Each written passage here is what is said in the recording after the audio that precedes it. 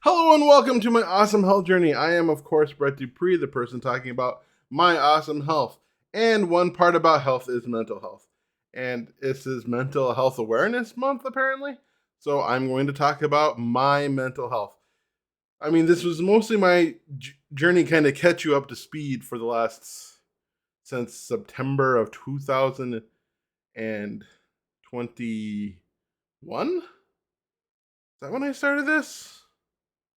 Or is it September of 2023? 2022, September of 2022, when I started working with my nutritionist and my therapist on intuitive eating, awesome health journey, getting revved up. So this is, a lot of it is getting up to speed, which is why I have so much to talk about. But at the same time, during that, I was also dealing with what I think is depression. I don't know if I was ever clinically diagnosed with depression, but I feel like I was depressed. Basically, the story was, I don't want to go too far back into it, but I'll just kind of talk about like modern depression, what really the cause of this one, which, my old issues probably played a role in it, which basically 2019, I was riding high. I started this group called the Lightworker Toastmasters. It was amazing. Just a group of Toastmasters, which is an organization where we work on our public speaking. And I created a group with the help of someone named Donna Stoltz, who was a big help. So I have to mention her every time I talk about it, I think. About the basically, it was a group of Toastmasters, a group of public speaking, but the idea was people who bring light into the world. Your life coaches, mediums, anyone who's really into personal growth, personal development of that, like, or spirituality. Those people who talk about, like, what is life and tapping into the law of attraction and a lot of fun stuff. And the group was great. Not only was it great, it was actually one of the most successful Toastmaster clubs in what we call District 2, which is the Seattle area, which I live in. And it was amazing. Plus, I was in Toastmasters. I was really into it. I did that to become my distinguished Toastmaster, to become that. So I was in the area. I was doing things. I was visiting clubs. I was putting on contests. No, I actually didn't put on contests. I was the district relations manager. And so I was sharing things, trying to get people to make videos, but I was going to all the leadership things, giving presentation, and it was great. I was rating high. I felt like life was good, even though both my knees were kind of bad, so my health wasn't where I wanted it to be. But I was still pushing forward in especially what I wanted to do, and I was just feeling happy. Plus, I had started to actually have a stable job, which is something I just never experienced before. Don't really want to go into that. I was a contractor, software tester, and then I also got an amazing relationship at the same time. So 2019 was great, and then 2020 hit, which we all know what happens in 2020, which was, of course, COVID and staying at home, and that sucked. But that didn't really lead to my mental health crisis. My mental health crisis actually was the insurrection. If you're a Trump supporter or a conservative, trigger warning. This is not where I'm a fan of you. Period. But yeah, basically, January 6th, seeing that happen at the Capitol and knowing somebody, including the current president of the Lightworker Toastmasters and the previous president of the Lightworker Toastmasters, were fine with it. One of them actually took part in it. One of them, the previous president, encouraged the other person's involvement in these crazy rallies. And the thing is, I created a group where it's like anyone can talk about anything. I didn't think Nazism and fascism was going to be one of those things. It just didn't turn my mind, and I didn't want to be part of the group I created. So I let that go, and that was very painful to um, let that go.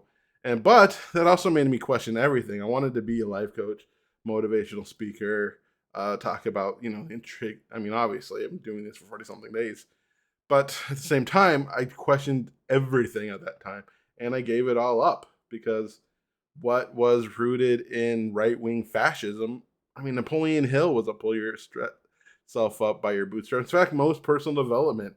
Brian Tracy is really huge into big business and that things. I think Bob Proctor is as well, and you can just go by the line, and it's a lot of really self individualism, and doing everything yourself and pulling yourself up, and that's, in my opinion, wrong. Individualism that exists in this country is one of the worst parts about it, and I think it's slowly disintegrating it because we're humans. We're a collective, individual collectives. Our ability to work together is why we dominate the planet, not being rugged individuals. But anyway, looking at all that, and I was lost, and I lost everything, and I had nothing to look forward to. Only thing I had was every 2 weeks when I would see my girlfriend. I had nothing. And so basically, that looked on me sitting on my couch. Watching a movie was hard because that took effort to find a movie and start watching it and be invested. So it was mostly watching people playing TTRPGs, tabletop role playing games, or things where people were like a lot of camaraderie things I liked watching at that time. YouTube. I got really into TikTok, just scrolling mindlessly for 3 hours, sending the ones I liked to my girlfriend, and really just felt like I had nothing. Luckily, I wasn't suicidal. I never been suicidal, so that never entered my brain. But like, it was really hard. My apartment got really messy. My health got really, really bad. And yeah, so it was an interesting time to work with at least my nutritionist and my therapist during this time because I was depressed. And so working on these food challenges that I had while working through depression probably made it extra hard, and for me to fail a lot and feel really bad and gain all that weight, which did not help my self esteem when I thought about it. So basically, I would say since January 6th of 2021 until February of this year, I was sad all the time. I tried to move forward. I tried to work through things, and I worked through things, obviously. I mean, therapist, nutritionist helped a lot. And also just started reconnecting to the things that made me happy, realizing that I don't have to be a life coach to be into personal growth and personal development and love and light. I don't have to truly believe in like spirituality or new age stuff to enjoy it. And I can just listen to the ones that serve me and then just disregard everything that doesn't and live my life. And that's when I really got the idea of maximum enjoyment. Joining Orange Theory really helped. I mean, they got me around people who were happy to see me. And then I started getting a couple hugs every once in a while, which was very helpful and healing for me, especially after I broke up with my girlfriend and lost all my hugs. I used to get so many hugs pre-COVID. So many hugs. I love hugs. Um, yeah. So I was depressed, and I'm not anymore. I mean, some days I have hard days where it's hard for me to do anything. I sit on my couch and thinking, you need to go to bed, you need to go to bed, and it's hot, takes effort to get up. But for the most part, I'm happy. I'm hopeful. I'm working through my emotions with my breakup finally. It's still there. So still working on that. Still working towards the future. Thinking about life and everything, and try to really get my the three things I talked about in a previous video. Get my house cleaned. I'm close to getting to the point where I can hire a cleaner to clean it, where it feels good enough to actually have someone come in my home. I mean, clean my toilet. That was disgusting. Now it's not completely disgusting. It's probably gross to some people. For me, it's at least usable without being grossed out. Um, and I'm working on my health. I'm going to the doctor. I'm eating better. So I'm getting better. I'm finally happy. And yeah, I'm happy. And working on being happier. I have hope for my future. I can see the light at the end of the tunnel, which I couldn't see for a while. And yeah, basically, I have hope again because I have something to strive for, which is being the best me I can be and the happiest me I can be, and live for maximum enjoyment. Yeah, but yeah, I mean, I like that moniker. It makes me happy.